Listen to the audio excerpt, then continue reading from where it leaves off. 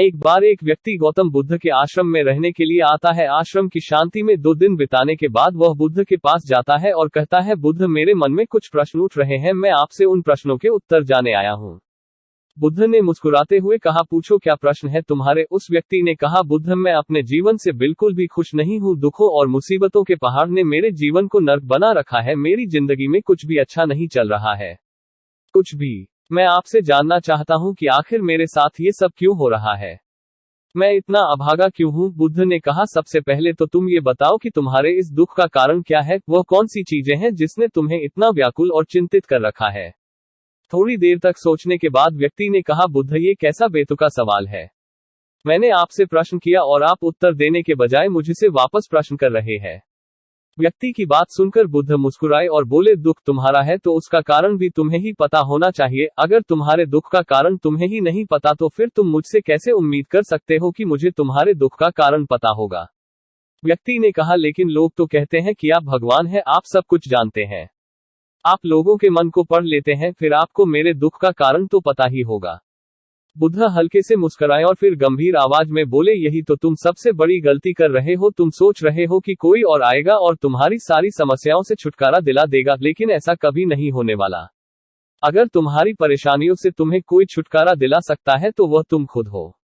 तुम्हें लगता है कि मैं बुद्धत्व को प्राप्त हो चुका हूं तो मैं तुम्हारी समस्याओं को खत्म कर सकता हूं। नहीं, मैं भी तुम्हारी ही तरह हूं, बस फर्क ये है कि अब मेरे अंदर कोई भी उलझन शेष नहीं रह गई, सब कुछ स्पष्ट हो चुका है। और जिस दिन तुम्हारे अंदर की भी सारी उलझनें समाप्त हो जाएगी, उस दिन से तुम्हें भी अपनी समस्याओं के समाधान के लिए किसी दूसरे के पास जाने की जरूरत नहीं पड़ेगी।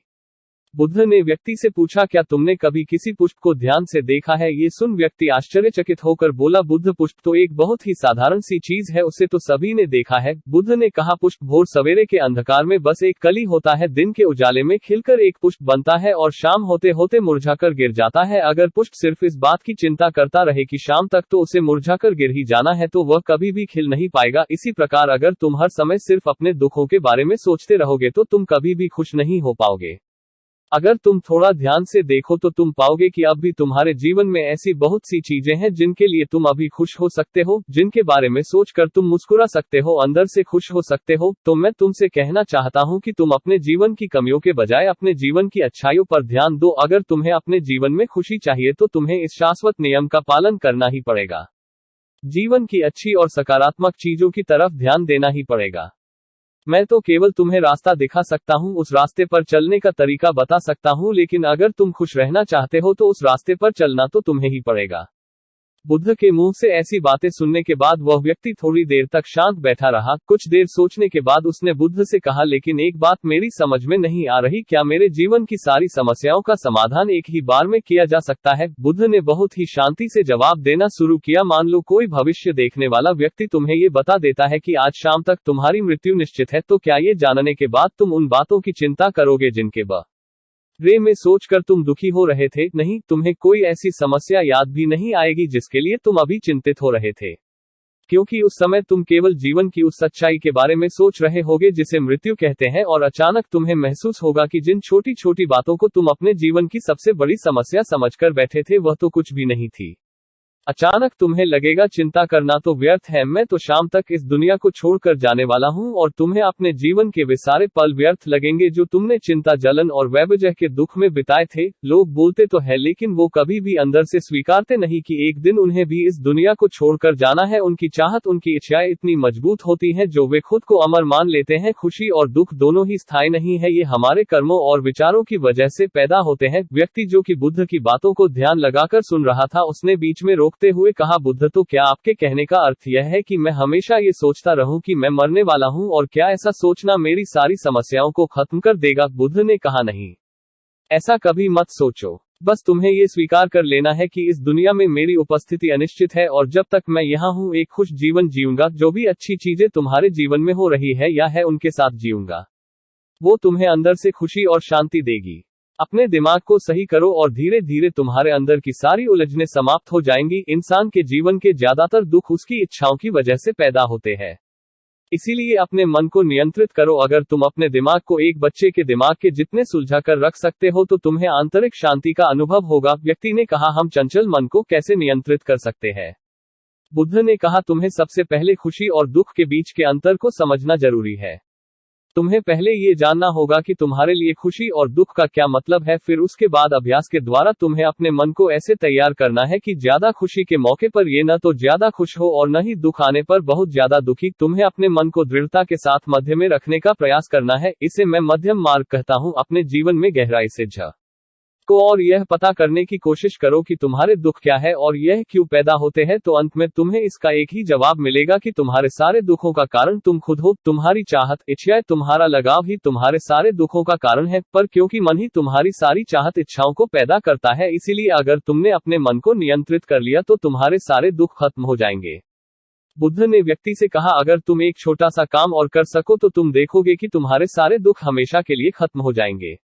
व्यक्ति ने उत्साहित होते हुए कहा, मुझे क्या करना होगा? बुद्ध ने कहा, अगले 2 दिनों तक तुम किसी से बात नहीं करोगे और 2 पेपर लेकर आश्रम की एकांत जगह पर बैठ जाओगे। वहां शांति से बैठकर तुम्हें सोचना है और पहले पेपर पर उन सारे दुखों के बारे में लिखना है जो तुम्हें परेशान कर रहे हैं और साथ में उन सारे दुखों का कारण भी लिखना है, और दूसरे पेपर में उन सभी खुशियों के बारे में लिखना है जो तुम्हारे जीवन में भी है, और साथ ही तुम्हें इसका कारण भी लिखना है कि तुम्हें ये खुशी क्यों है। जल्दबाजी करने की कोई जरूरत नहीं है, तुम्हारे पास काफी समय है।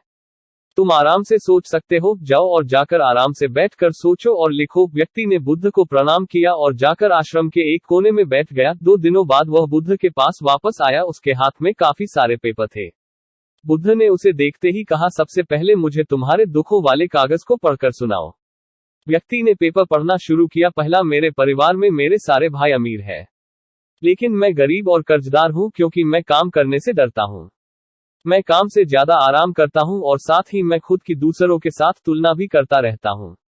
व्यक्ति ने आगे पढ़ना शुरू किया। दूसरा, मेरे पड़ोसियों ने अपना बहुत सारा धन बचत के रूप में रख रखा है, लेकिन मेरे पास बचत के नाम पर कुछ भी नहीं है। इसका सबसे पहला कारण यह है कि मैं बहुत ही कम काम करता हूं।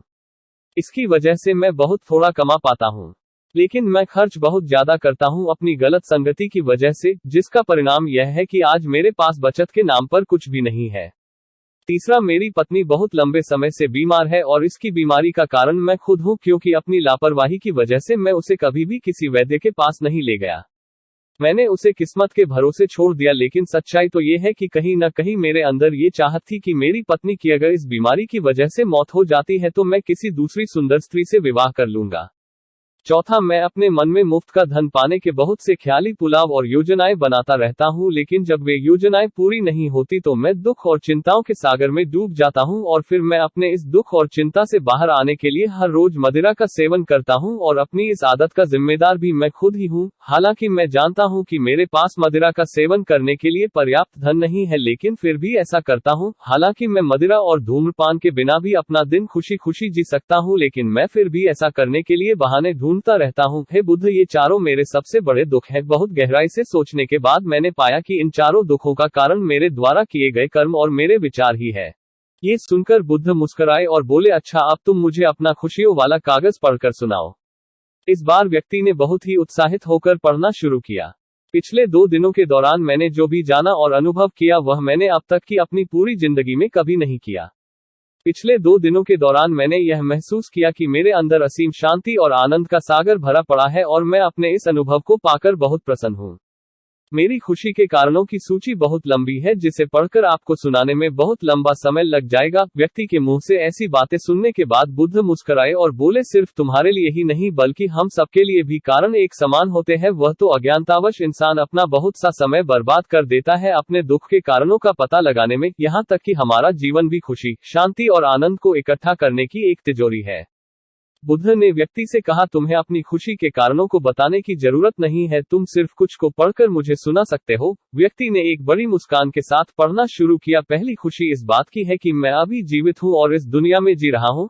मैं स्वस्थ और मजबूत हूँ। मेरे माता पिता है, एक पत्नी और 2 बच्चे हैं। इस दुनिया के दूसरे खुशनसीब व्यक्तियों की तरह ही मेरे पास भी बहुत से अनमोल खजाने हैं, जैसे कि मेरे माता पिता का मेरे प्रति स्नेह, मेरी पत्नी का प्रेम, मेरे बच्चों का लाड़ प्यार और एक पिता बनने की खुशी। मेरी खुशी का अगला कारण यह है कि मैं काम कर सकता हूँ।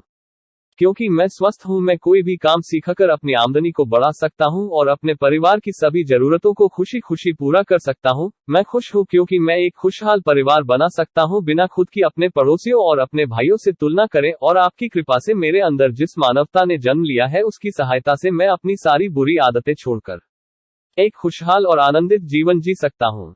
और सबसे बड़ी खुशी और सौभाग्य की बात मेरे लिए ये है कि मैंने महान गौतम बुद्ध के चरणों में अपने लिए जगह पाली है। आपकी कृपा से मैं जब तक इस संसार में रहूंगा इस सत्य को याद रखूंगा कि हमारी इच्छाएं और लगाव ही सभी दुखों का कारण है, और साथ ही खुद के मन पर नियंत्रण हासिल करने और खुद को जानने का पूरा प्रयास करता रहूंगा। बुद्ध ने कहा, आज तुम्हारा एक नया जन्म हुआ है, अब तुम अपने परिवार के पास वापस जाओ और स्थिर बुद्धि व आंतरिक शांति के साथ इस जीवन को जियो। और आज के बाद जब भी तुम्हारे जीवन में तुम्हारी परेशानियों से उपजा दुख तुम्हें घेरने की कोशिश करे तो खुद से कहना कि जीवन बहुत छोटा है और मैं इस जीवन में अपनी चिंताओं और दुख का गुलाम बनने नहीं आया हूँ। शांति से बैठकर अपने उस दुख का कारण जानने की कोशिश करना और मिलते ही उसे नष्ट कर देना, और केवल तभी तुम अपनी आंतरिक शांति और कभी न खत्म होने वाले आनंद को प्राप्त कर सकते हो।